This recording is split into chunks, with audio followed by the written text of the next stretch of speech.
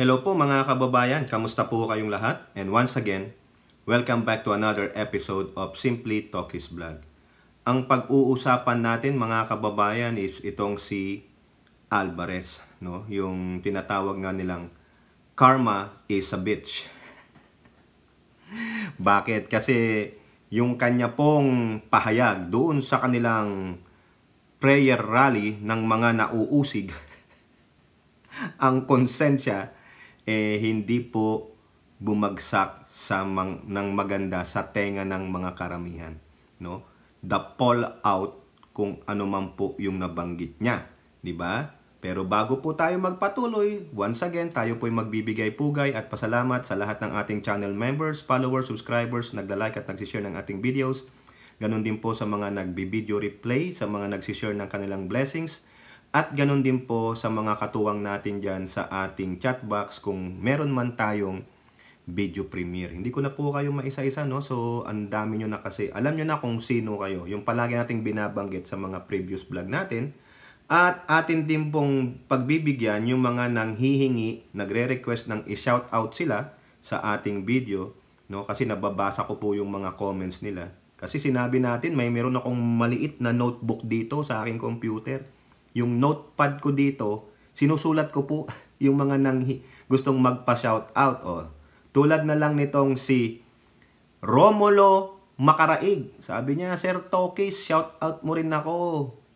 PBBM supporter din po. Ayan po, Mr. Romulo Macaraig. Yan ha. Happy na siya. Salamat din po sa inyong pagsuporta sa ating munting channel. Nandyan din po si Tita Nandito na palagi po natin kasama yan sa mga ibang LS. Si Jean Jaggers na from UK. Si Bergie Pamposa. Ay naku, active po yan sa ating comment. Aside kay Ate Marie Chris Hernandez, no? Si Malditang Lola. At si Mamalu Parker. Yan po yung mga naisulat ko. Kayo po kung gusto nyong ma-shoutout, sabi nyo lang, shoutout Sir Tokis. God bless. O ayun, sa shoutout ko kayo sa next video natin. At kung meron pong magpapa-super thanks, super sticker, super chat, isa-shoutout din natin kayo at ilalagay natin kayo sa ating community page at ganun din po sa mga magpapa-member, no? Ay, ilalagay din natin kayo sa ating community page at isa-shoutout natin kayo sa ating videos. Ang huling-huli po nagpa-member sa atin is si Mamalu Parker. May God bless you po, madam, no?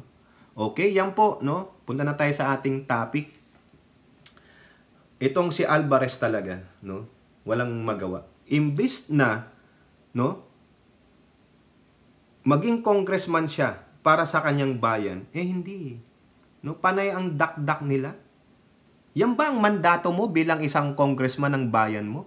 Ang umaten ng mga prayer rally na kung saan parang deceitful na prayer rally, nagiging campaign rally at sisiraan nyo ang administrasyong ito. No? Pilit nyong sasabing adik, mga sinungaling, hindi naman siya totoong nanalo. Ngayon, yung panawagan niya sa mga kasundaluhan to withdraw their support kasi daw may mga dissatisfied. Na-i-video po natin ito, na-content natin. Sa balita po ng politiko, yung po yung ating source, no? Ayan, no? Ulitin lang natin. Alvarez, no sedition in call for military withdrawal of Marcos support. Wala daw sedition doon.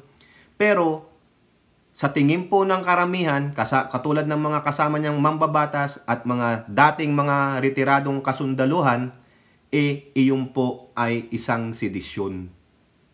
No? It tantamounts to sedition. No? Ang yabang niya pa Tingnan nyo itong mga kababayan Ito yung sinabi niya Dito po, meron pong quote card ang impact leadership. Ayan no? Diba? Nakikiusap ako sa inyo. Congressman ka. Yan ba ang mandato mo? Ang kausapin ang mga kasundaluhan? Dito sa sinabi niyang ito na nakikiusap siya, no? Sinasabi mo ba yung mga dissatisfied? Bakit hindi mo ilahad dyan? Yun lang mga dissatisfied na sinasabi mong mga kasundaluhan. Kasi base dito, in general term, sa sinasabi niyang nakikiusap ako sa inyo, sinong pinatutungkulan mo? Yung ilan-ilang lang, 10, 20 na dissatisfied na kung meron man ng mga kasundaluhan. 'Di ba? Kung wala sa inyo, meaning the whole in general ng ating armed forces. 'Di ba? Ayan o, mag-withdraw kayo ng suporta. Yan po, hindi po yan dumating ng maganda sa katalinuhan at kaisipan ng ating mga kapwa Pilipino, lalong-lalo na ang mga retired military, mga active militaries at mga mambabatas natin. 'Di ba? Eh sabi niya, meron dissatisfaction sa AFP. Eh sabi, totoo po ba? Ano ang intelligence report mo? Meron po ba? Ha? Ito lang pinapahapyawan lang natin kasi nai-vlog na natin ito eh. At sa dulong-dulo, biniblame niya si Martin Romualdez, mga kababayan. 'Di ba? Dahil nga daw po gustong baguhin ni Martin Romualdez ang Constitution through charter change, pero disguise lang daw yung charter change, pero ang gusto niyang isulong yung People's Initiative na pinopondohan ng Kongreso. Weh! Pinaliwanag na nga yan eh.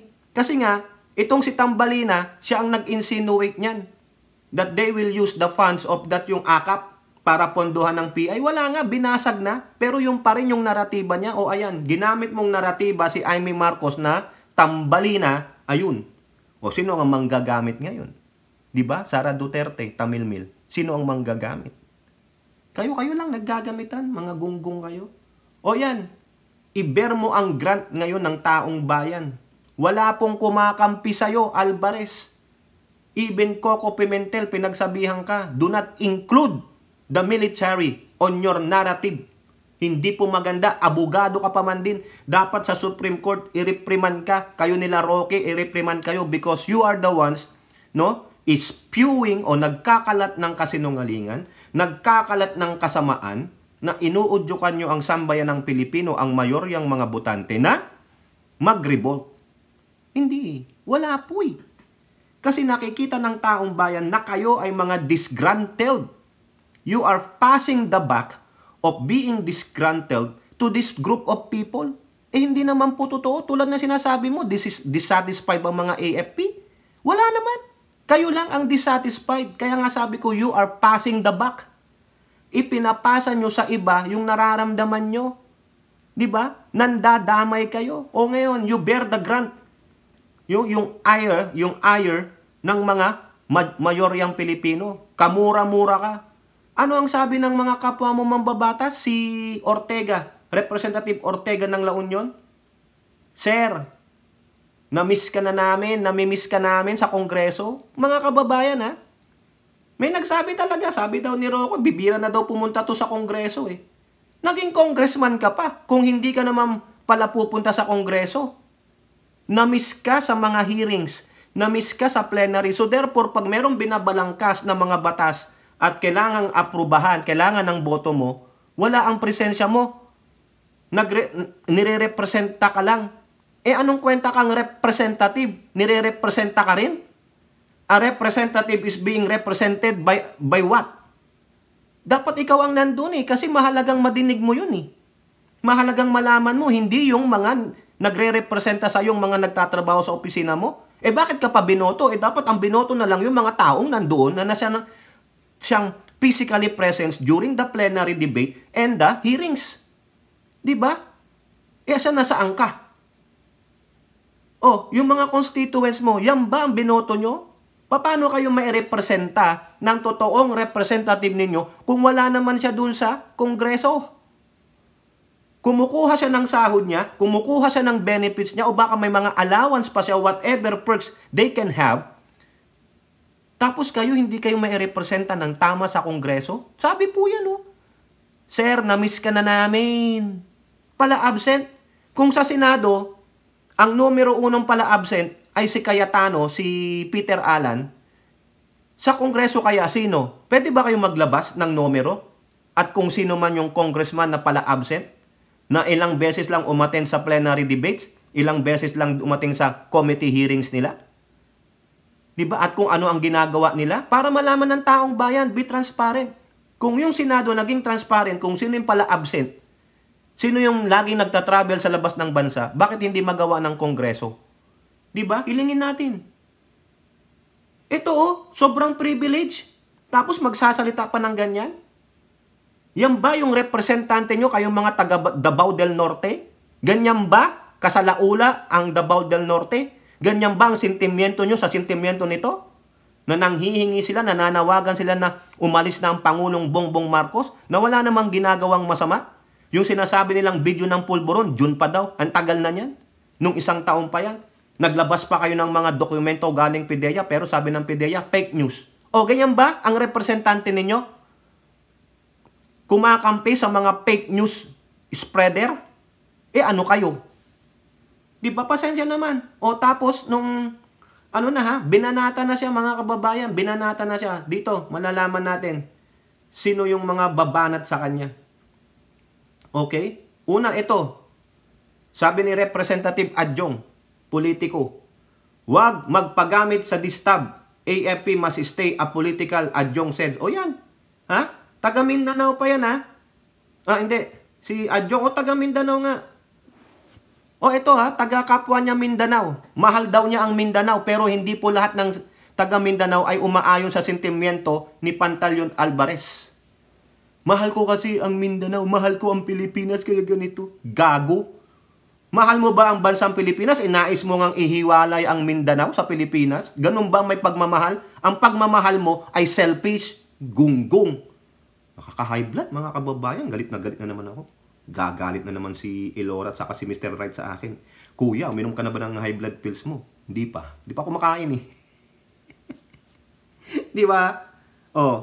Sabi dito ni Representative Sia Alonto Adjong, Alvarez's statement could be construed as an incitement to sedition, which may very well fall under the purview of the Department of Justice for filing charges against the former speaker. Correct. Tama yan. Adjong noted that one mode of incitement to sedition under Article 142 of the Revised Penal Code refers to a person whose speech may lead to or tend to stir up the people against the lawful authorities or to disturb the peace of the community and the safety and order of the government. Pero kinontra po yan ni Pantaleon Alvarez kung ano-anong pinagsasabi niya. Ha? Nando sa previous vlog natin. Kita nyo? Ito, mga kapwa niya Mindanawan, ha? Meron pa dyan. Isa pa, na kapwa niya Mindanawan. Ito, si Rodriguez. Ha? Manila Bulletin.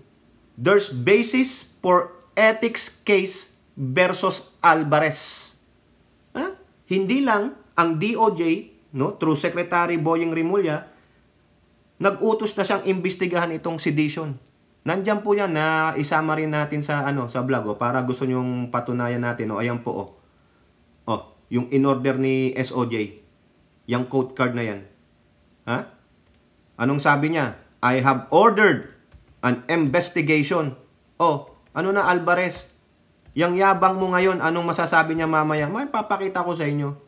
On the statement of Congressman Pantaleon Alvarez to determine whether it has risen to the level of sedition, inciting to sedition, or even rebellion, ha? Sana naman, impartial, ha? Hindi porket kaibigan nyo, kasamahan nyo dati, ninong ng anak ninyo, o kumpare ninyo, walang ganon, no?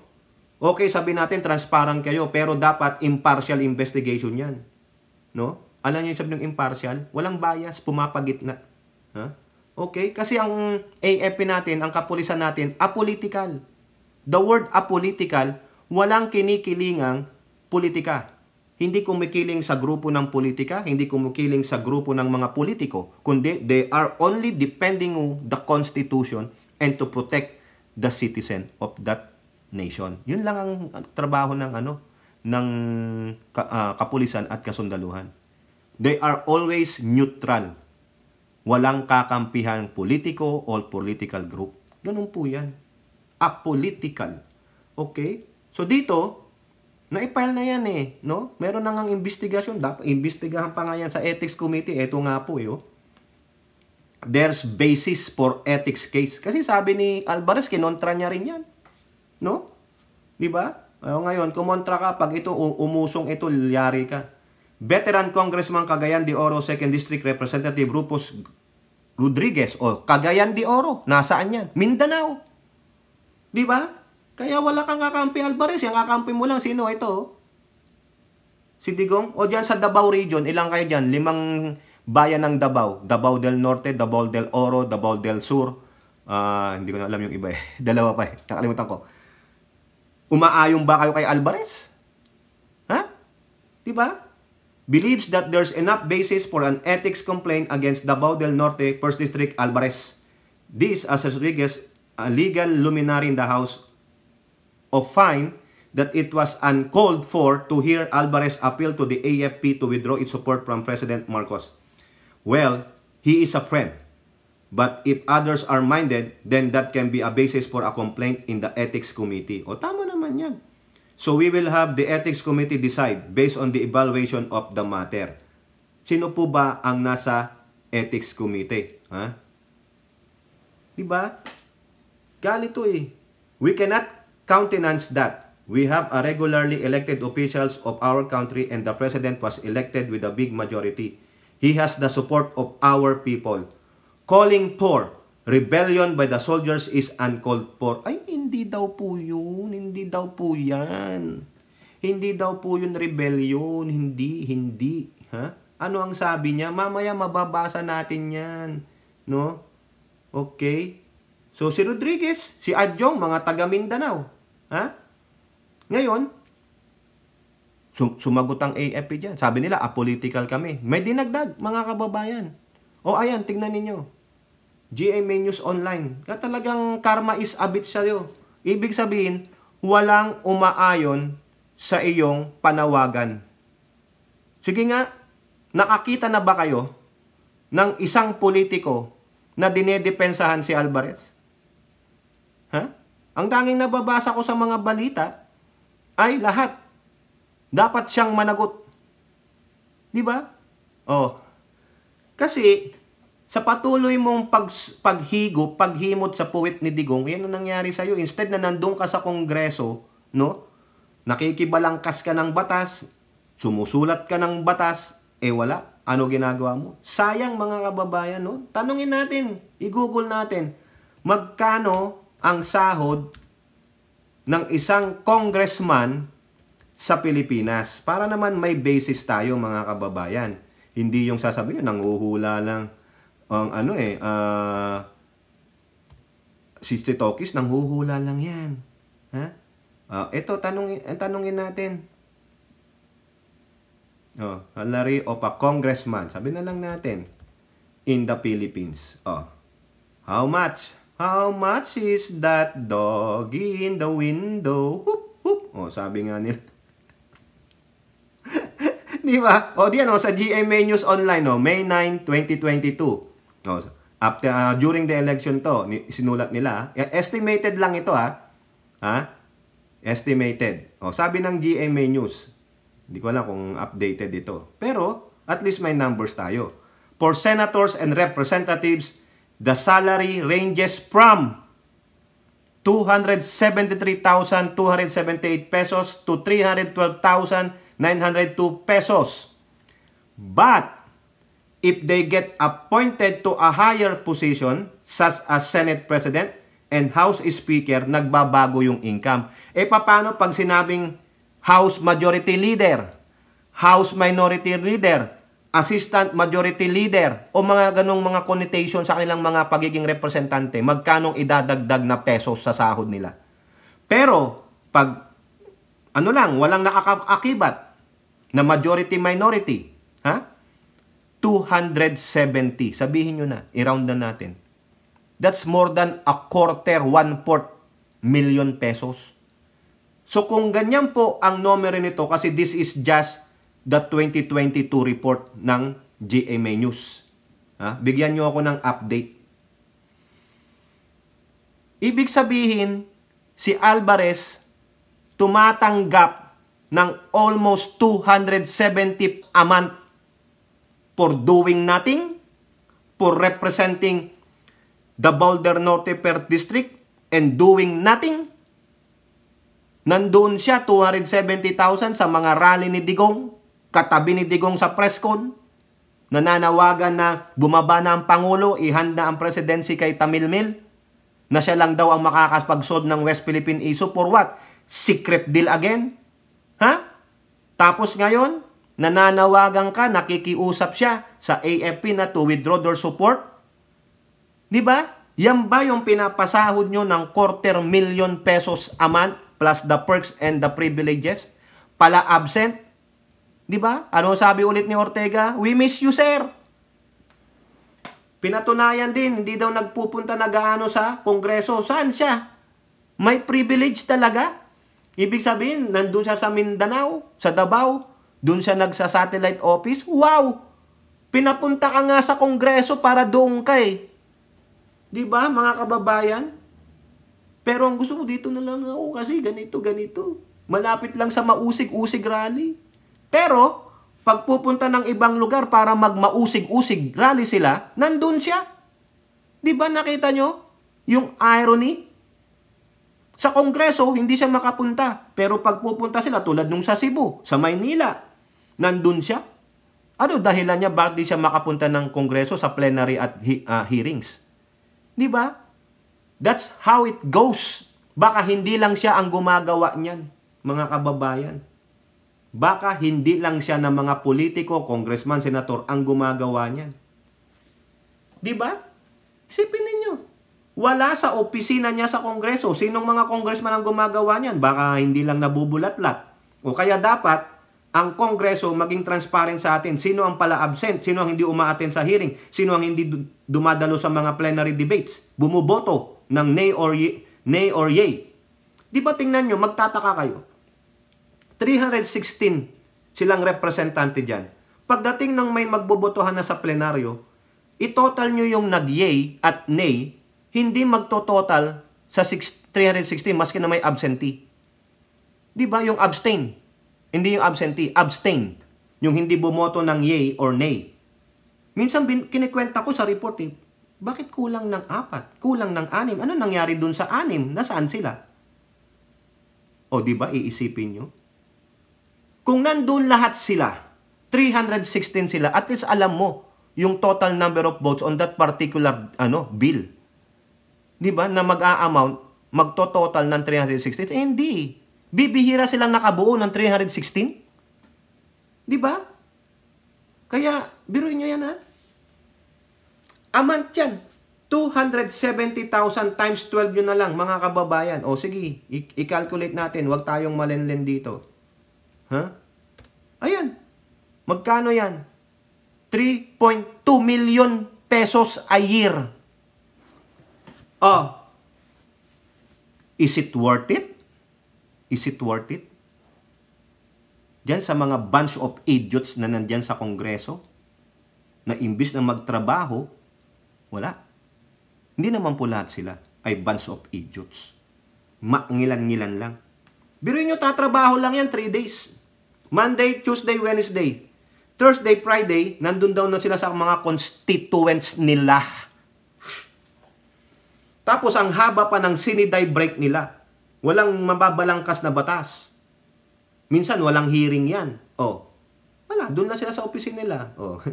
'Di ba? Ang sarap buhay, mga kababayan. Tapos magaganyan ka, Alvarez, sarap buhay ka. Alang ya oh. Oh, tingnan nyo to. Sa GMA, ano gagawin ng AFP sa kanya? Alvarez may be delisted as Marine Reservist due to withdrawal call. Biruin nyo. Reservist pala si Gago. Oh. Davao del Norte Representative Pantaleon Alvarez might be delisted as a Marine Reservist following his appeal to the military withdraw support for President Bongbong Marcos. Ha? Ito po ang sabi ni spokesperson ng AFP, Colonel Padilla. Reservist siya but was not active as of this time. Also, when he stated that he was not stating that in the capacity of being a reservist, he wasn't in uniform and not really yun yung kinukuha niyang personality. Ito pa, sabi ni Padilla, that they have deferred this issue to higher level works, noting that the Department of Justice was already conducting an investigation into the matter. But in terms of the laws of the AFP, sa policy natin, meron naman po in our articles of war that can handle it, and he can be separated from the reservists and delisted. Oh, ano bang rangko nito? Oh? Pati si Secretary Gibo Teodoro nagsalita, mga kababayan. Ha? Mahiya ka, Alvarez. Alam ko ang ranggo yata nito colonel Oh, correct me, no? Lieutenant Colonel ba ang ranggo nito? Dapat lang yan. Tanggalin nyo yan. Kasi makaka-impluensya yan, mga kababayan. Nakaka-impluensya. Di ba nga, yung salita lang eh. It moves mountain. Di ba? Oh, it moves mountain ang salita natin. Lalo na kung eloquent, magaling kang speaker, you can manage to influence people based on your words lang. Di ba nga si Hitler? Ang galing magsalita. Oh, oratorical.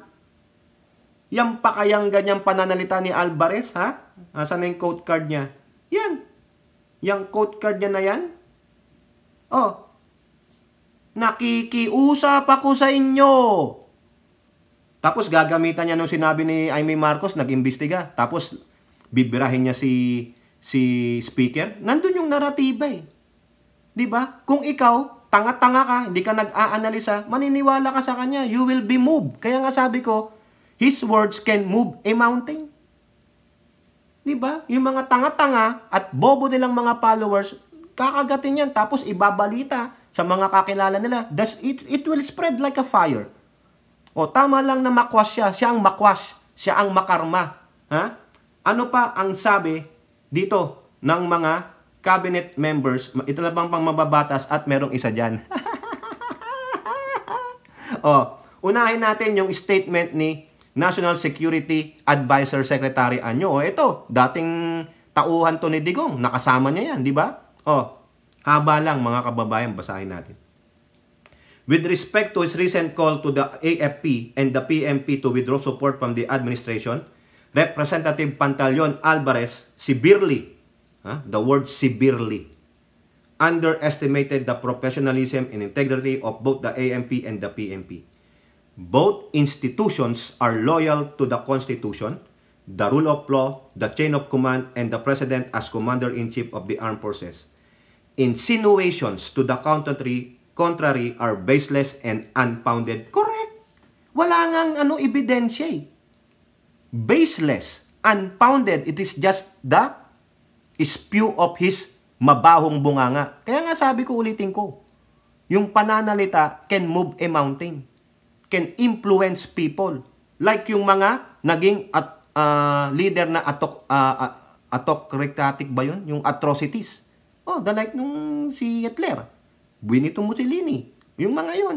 Because of their words. Diba?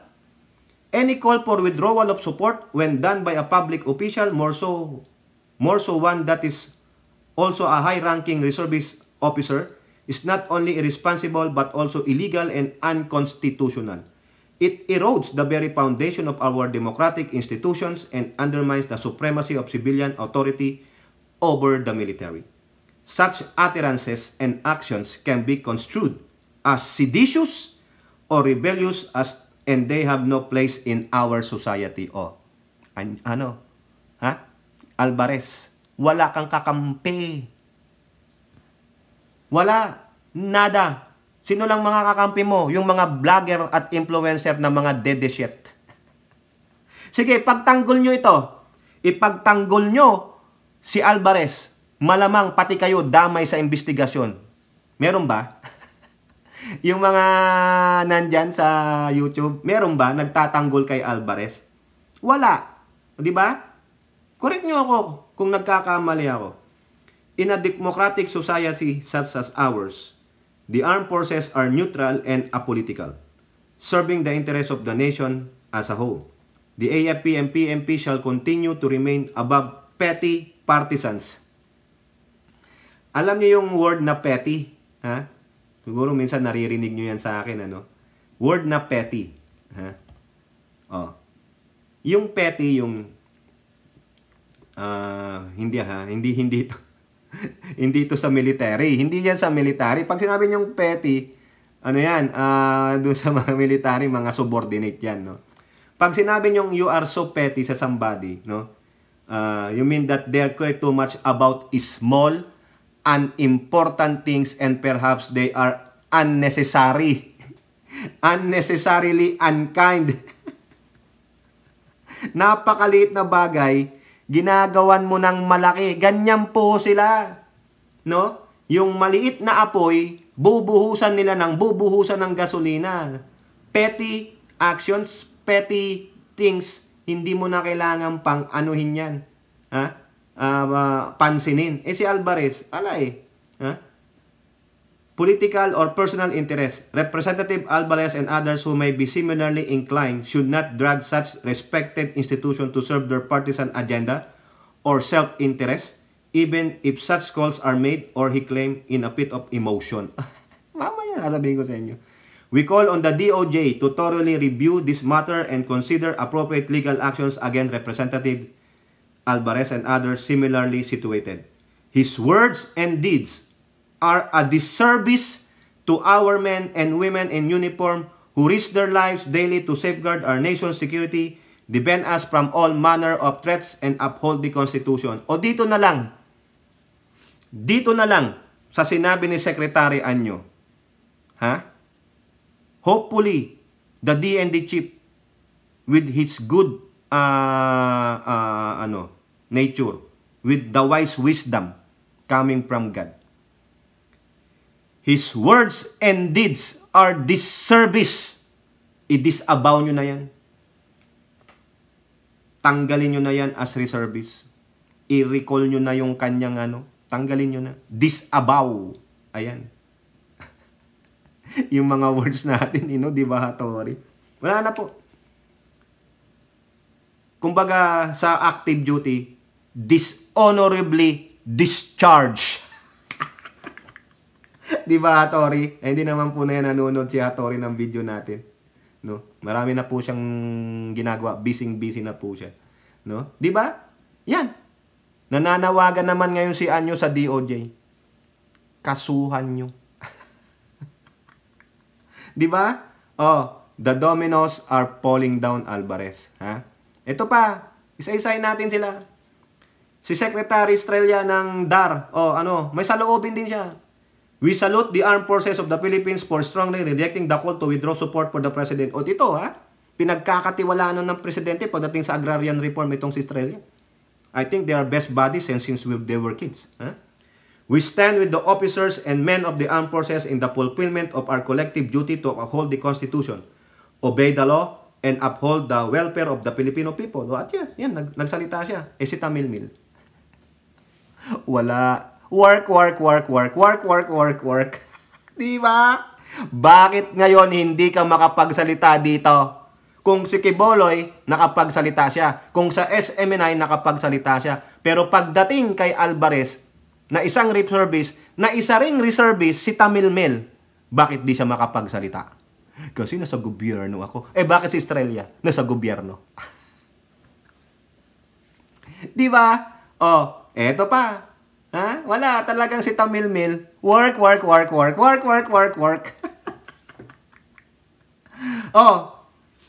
Ha?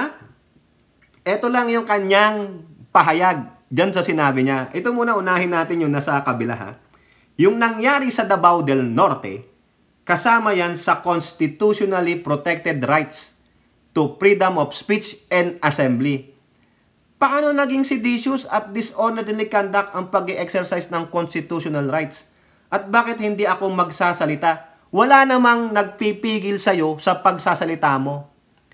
Pero, yung sinalita mo, yung sinalita mo ang ina-analyze nila. You are free to exercise your freedom of speech. It's your constitutional right. May hangganan. Tulad na lang may mga batas tayo. Tulad ng mga batas na sinasabi nila kanina, si Anyo nagpaliwanag, tantamount to sedition. Because of what you have uttered, of what statement you have given. Ina-analyze nila yan. You are calling for the military to withdraw their support. Bakit? Bakit sila mag-withdraw ng support? Because sabi mo merong mga dissatisfied. Pero sabi ni Anyo, those are baseless and unfounded. Wala kang basihan. You did not even mention the group or the names of those military personnel who are dissatisfied. So therefore, karapatan mong sabihin yan. But you should have analyzed first or proofread what you have read. Kung lumabas lang bigla yan sa utak mo, delikado ka nga. There is always a boundary. There is always a limit to our freedom. Pwede nating i-exercise lahat ng freedom natin, pero there is a limit and a boundary po that. Diba? Paano pag nakapatay ka? Nakapangnangkit ka? Freedom pa rin ba yun? Sasabihin, hindi, freedom ko kasi pwede naman akong humawak ng ganito, gumamit ng ganito. Pero, meron pa rin, na batas na dapat sundin. Kasi kung walang batas, they become a lawless society. Ganon din sila. And mind you, these are also lawyers like you. They are not ordinary people like me. Itong mga to, mga abogado, sundalo, na may mga pinag-aralan din na tulad mo. Kaya wag kang magpalusot na tulad ng sinasabi ni Representative J.J. Romualdo ng Camiguin. Ano ang sabi niya? Yung depensa ni Alvarez, laging ang depensa nila ay freedom of speech, pero itong mga gunggong na ito na sinasabing kanilang freedom of speech yan, hindi pinapaliwanag sa inyo na yung freedom natin is not absolute. Diba? Pag sinabing yung not absolute, hindi forever yan. May hangganan nga. Diba? Nakakaasar Ano ang sabi ni J.J. Romualdo, mga kababayan, Huwag na po tayong magpalusot. The former speaker very well knows that free speech is not absolute. Yan. One cannot make a seditious call for a libelous statement without facing the consequences. Palusot ka lang, Alvarez. Palusot, palusot, palusot, palusot. Hanggat mailulusot, ganyan ang gagawin nila. Ngayon, wala nga dumidepensa sa'yo. Kung may vlogger influencer na didepensa sa'yo, malamang yan. Ang lakas ng loob niya. Mapapatunayan niya na hindi seditious yung sinasabi mo. Pero wala po wala pong mga ahas na magdepensa sa iyo Kasi alam din nila, istorbo yan sa kanila. 'Di ba? Mawawalan sila ng followers because you are defending a person calling for sedition. Ano pa? Ang sabi dito, si Leila de Lima. Sumausaw na po. When I spoke against Duterte's EJK in September of 2016, Alvarez, di ba? Ran all over me with a kangaroo court inquiry that almost turned Congress into a national smut show. Alvarez does not know free speech. His speech calling for AFP-PNP's withdrawal of support for PBBM was neither privileged nor protected. It is punishable inciting to sedition. Plain and simple. Yan. Kuha mo? Yan, dilawan yan. Siyempre, lalaban yan. Pero ito, abogado din yan. Si Leila de Lima. Abogado rin si Pantaleon Alvarez. Sino kakampi mo, Alvarez? Si Digong. Di ba? Kakahiya ka Hindi ka nga madepensahan ni Tamilmil ngayon, tapos gusto mo siyang iupo? Di ba? Sino ang mangga? Manggagamit. Manggagamit. Di ba? Mga vloggers, influencer ng Didishet. Depensa nyo nga yan. Harry Roque, depensa mo to. Magaling ka naman magdepensa, di ba? Sige nga. Para magkaalaman, gaano kay kagaling laban sa mga politiko at mga abogado. Di ba? Pagtanggol nyo si Alvarez para masama na rin kayo sa mga grupo ng seditionists. Ano nangyari? Yung article na pinakita ko sa inyo sa Politico, dun sa dulong-dulo, ano sabi niya? Pasensya na. Nadala rin ng bugso ng damdamin. Really? Putik na yan. Binanggit mo pala, galit ka? Talaga naman nangyayari yan minsan. Pag galit na galit tayo, naaater na lang lahat ng hindi dapat sabihin. Pero ito, in a public stage, you did not mince. Diba? Hindi ka man lang nadalawang isip, ay hindi, mali po. Sorry po, hindi to. Ganon, dapat Diba? Kaso na nangyari? Sinabi mo muna, ginatungan mo. Siguro nung na-realize mo na kalaunan, ito sinabi mo. Pasensya na kung ako ay nahihiya. Di ba yung kanta ng Eraserhead? Pasensya. Pasensya na kung ako ay hindi nagsasalita. Oy! Ilora! Meron na naman tayong awit kay Tamilmil. RN2 cents. Hindi ko kayang sabihin ang aking nadarama. Ano ba yun? Torpedo ba yung kanta ng Eraserhead? Wag mo na akong pilitin. Ako ay walang lakas ng loob para tumanggi. Walang dapat ipagtaka. Ako ay pinanganak na Tamilmil. Sa ayaw at hindi. Oh, torpedo. Yung title nung kanta ng E-Heads. Di ba? Oh, may nakuha na naman tayong awit kay Tamilmil. Pasensya na. Yung kanta na yun doon sa mga torpeng lalaki, hindi makapagsalita ng kanilang nasa loob sa babae. Ginamit lang natin kay Tamilmil at dito kay Alvarez. At doon sa kapatid ni Tamilmil na nagsabing, pasensya ta. O diba, pag na-corner, ito palang mga leader ng Davao, pag nako-corner, pasensya ta. Pasensya na, nadala rin ng bugso ng damdamin. Ay, nako. Dahil lang sa bugso ng damdamin. Ngayon, seditionist ka. Lahat na lang ng secession. Seditionist. Ano pa yung sa mga Espanyol at mga Espanyol? Di ba, Ate Mighty Baisa? Ano ibig sabihin ng yes. Pero kay kay Alvarez, sisihin ka sa kalokohan mo. Ganun ba? Sira ang political career mo. Oh, malamang kung may babalik pa ulit sa Congress yan ng kanilang distrito, alam nyo na. Yung sa distrito niya, wala. Pasensya naman. Alam nyo ba, meron nagkomento nung binabanatan ko to sa isang vlog. Sabi daw, wag ko daw banatan, attorney yan.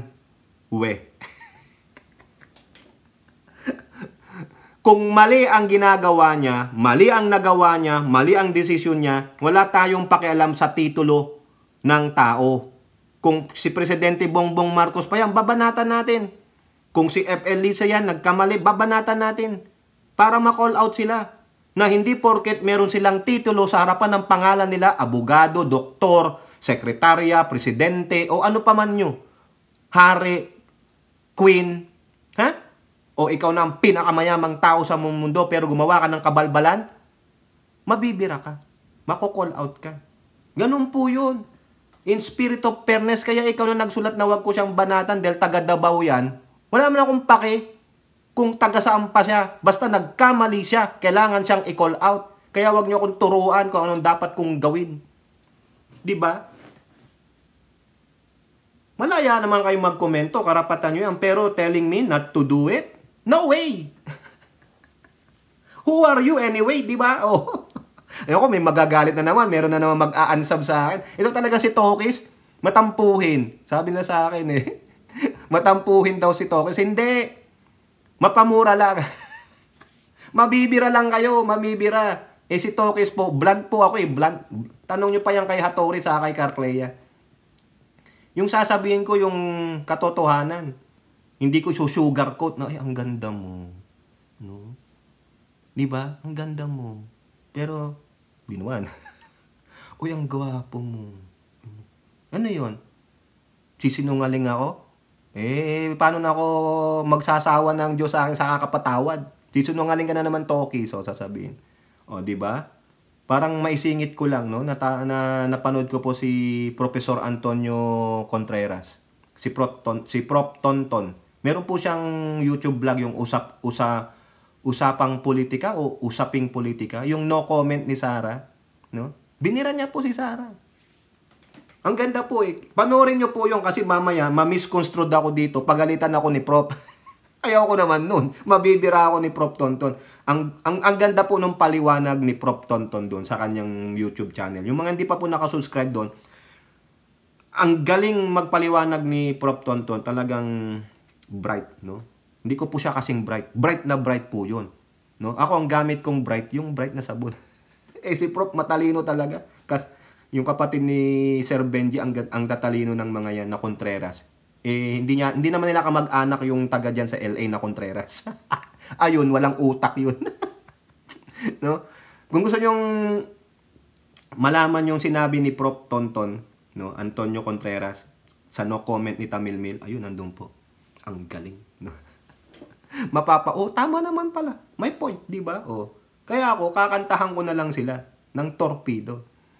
Pasensya na kung ikaw ay nahihibang, hindi ko kayang sabihin ang aking nadarama.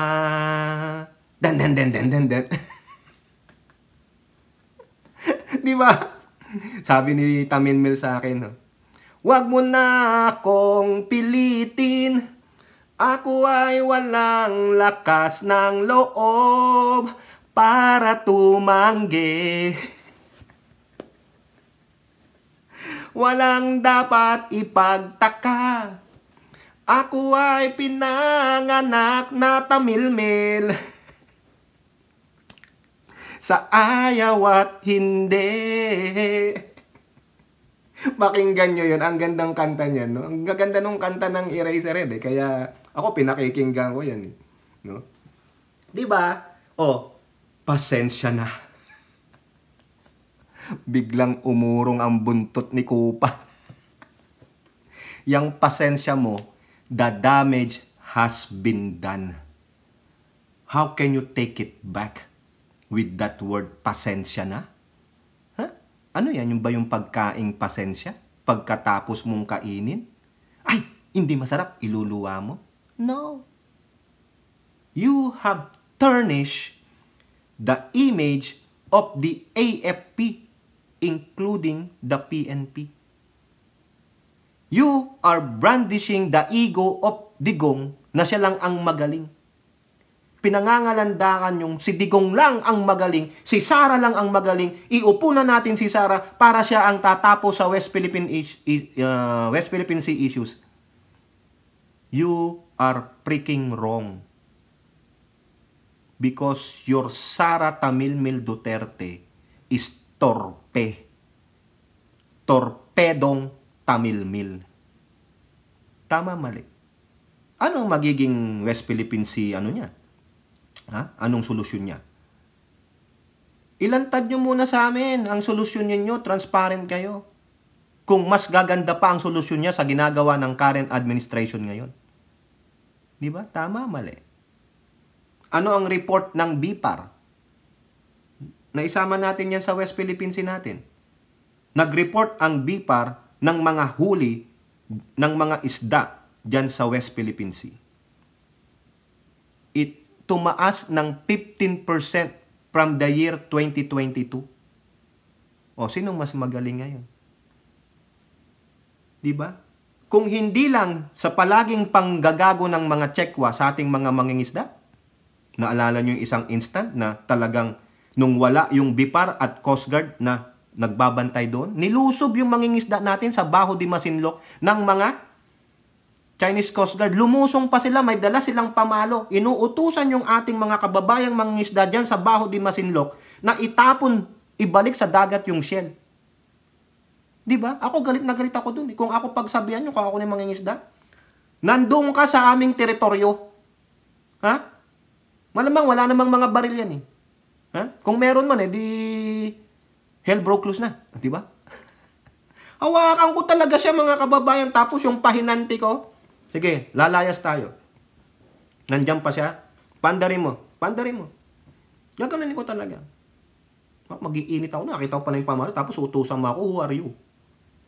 No habla English. Di ba, Ate Maite? Sabi nga, pag hindi daw marunong mag-Espanyol ako, lagi ko sinasabi yan. Ini-Espanyol ako dito, hindi ka maintindihan. No habla Espanyol. Ganun ba? Sasabihin ko dun sa inchik. No habla Ingles. Tapos hawakan ko siya. Paanda rin namin yung bangka. Tapos punta na ako doon sa playa natin. Ikaw, alien yan.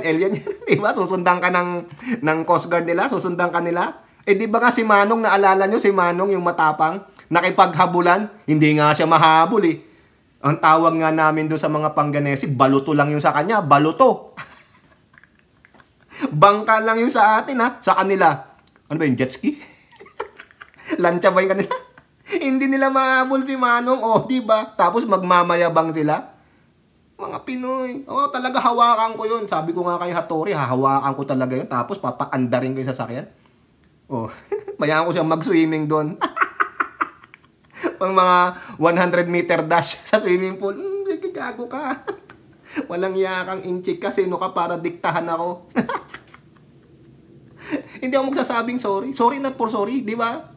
Sorry no sorry, di ba? Ganun, di ba, Hattori? Ano sabi ni Alvarez? Balik tayo kay Alvarez. Pasensya na. Alvarez, ito pa pasensya na ha. Pasensya na rin ha. Pasensya na rin. Di ba, Laura at Mr. Right and Left? Ito, yung pana ni Stupido. Pinana to ni Stupido tong mga to eh. No? Yung mga Dutertes, no? Siguro nakipag-usap kay Stupido, yun, naging mga stupido sila, pati mga kanilang mga despicable supporter. No? Dami na pong galit na sa akin.